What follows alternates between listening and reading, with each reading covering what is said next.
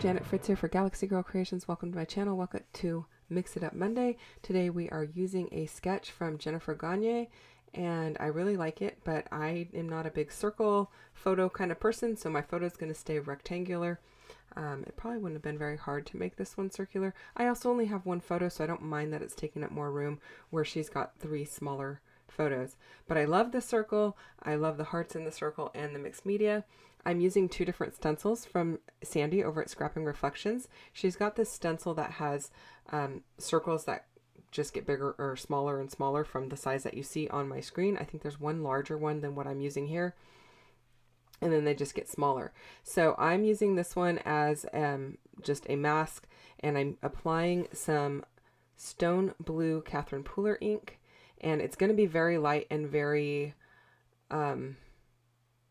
I don't know, very hard to see maybe? I don't know. It's there, but it's very light, so it's very subtle.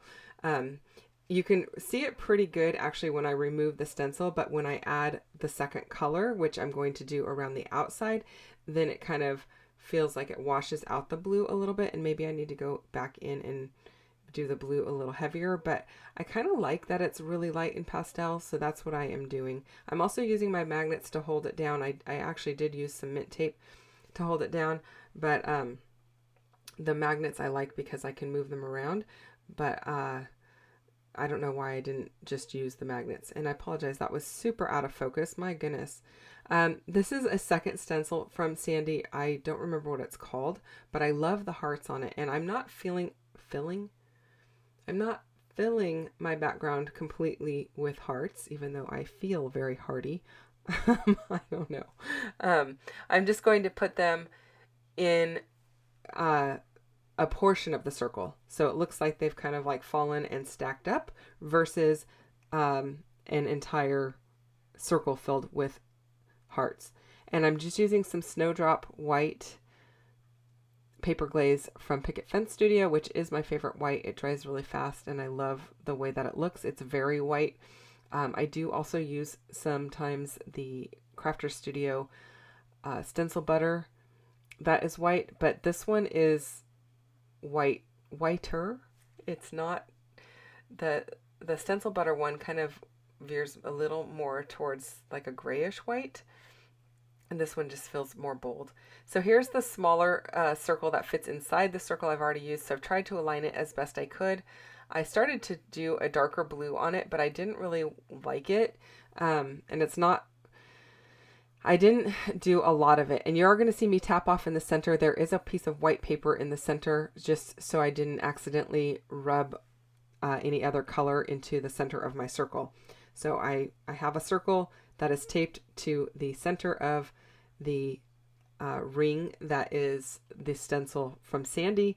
There are more circles that go inside. They're like concentric circles, but rather than taping those together, I just taped a piece of paper in there. Actually, it was taped in there from a prior project, so I just left it in there.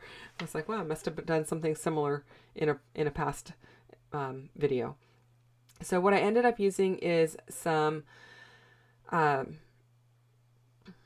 pumice stone distress ink, and I am just using that with my brown blender brush, which I don't even know what color's on it, so it could be a little darker than maybe it might have been otherwise. You can still kind of see the blue, but you can definitely see the brown, and I didn't get it aligned just perfect, so I had to go back and put a little bit more in one area where it just kind of left a white ring. And then what I am doing here is I'm just taking my black Muji pen, and I am drawing a circle around the outside, so I get a nice circle to differentiate the two. And then it wasn't doing a great job of writing, and that could have been because of the ink not being dry or something like that.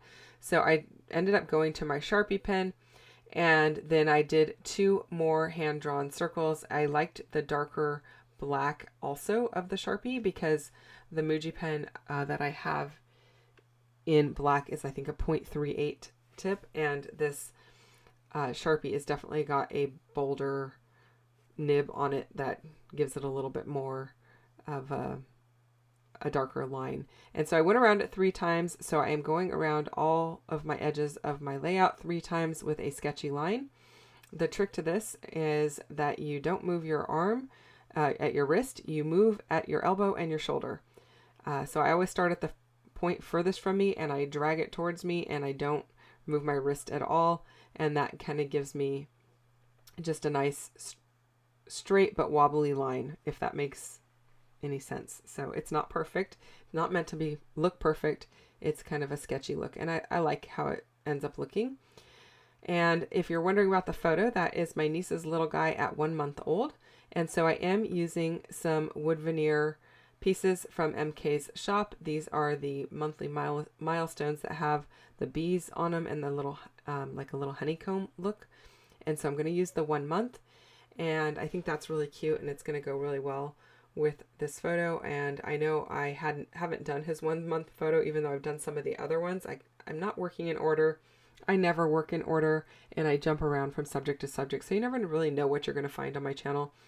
I started out looking at the 49 Market Serenity ephemera, and I think that's where I got that tag from, but the blue wasn't quite the right blue. Sorry about waving my arms around. I'm probably chatting with somebody. I think I'm actually chatting with MK. And so I knew I wanted to stay with the blue I had because I have that acrylic piece that says Welcome Baby, and that is from Colorcast Designs, and I've had that in my stash for a while now, and so I definitely wanted to use it.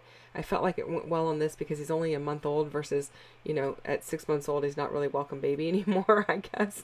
But so then I ended up going to the Moonlit Garden collection because the blue is a little bit better of a match to that Welcome Baby than the Serenity pieces were. So I have pulled in a couple of butterflies.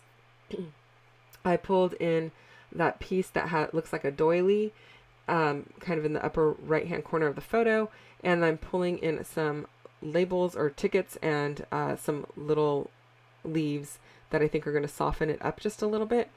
I did ink up my little tickets and my tag and the little piece that looks like a doily with a little bit of the pumice stone. I went not super heavy handed on it, but I definitely wanted it to pop just a little bit. I really like how that's looking. I'm also adding a little bit of foam dimensional tape underneath the wings of these butterflies so that when they go in the page protector they don't just get smashed. And then I use a little liquid glue on the body, and then as you can see there I have my tweezers kind of holding them in place so that the body stays adhered down to the paper, and that gives it a chance to kind of like set up the glue, for the glue to set up. I did gut the back of this doily piece just because I thought it was such an interesting color with the blue and the browns kind of mixed together, and I kind of saved the extra piece, and then I found a little piece that is super cute that I put at the top there. It's got some words on it. I'm gonna tell you what it says when I can remember. It actually says "You are made of magic," which I thought was perfect for a baby layout. And then I did give the title a little landing place with this little faux lace border, and I'm really liking the simplicity of it. So keeping it very serene and simple today, with a very soft look to it, pulling the brown out of the photo from his sweater, pulling the blue out of the photo from the background, the blanket that he's laying on, and just bringing it all together. No actual paper used in this other than a piece of white paper, and that's one of my favorite ways to actually make a layout, is just starting with white paper and no other pieces. But I also do love layers, so I don't know, I go back and forth. You can let me know what you like in the comments, and if you've left me a comment recently, I'm way behind in answering, so my apologies for that. I will get back to you. I just am really behind on that and quite a few other things actually, to be honest with you.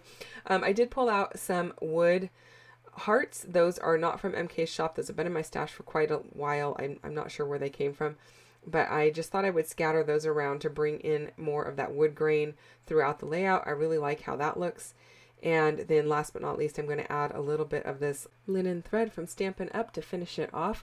Don't forget, this is a hop for Mix It Up Monday, and you can find all kinds of inspiration in the playlist and the links down below, so go and check that out. Close-ups are coming up in just a moment. Thank you so much for watching. Don't forget to subscribe and hit that like button if you enjoyed it.